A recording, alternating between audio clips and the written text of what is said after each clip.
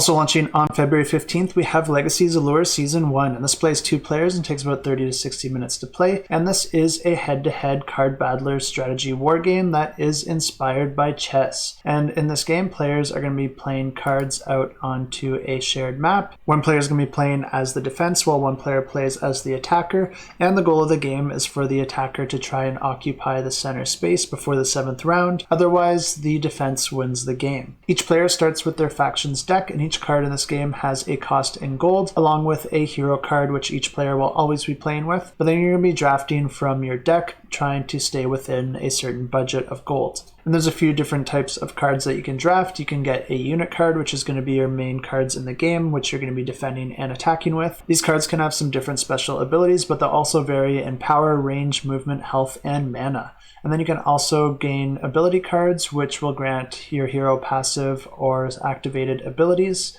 and they are specific to each hero. And then finally, there are the item cards, which act similar to the ability cards, but they can be used by any hero, and you're going to have the right slots available in order to equip them. But the game's played over a series of turns, and players just perform one action on their turn. They can choose to move, attack, or use an ability.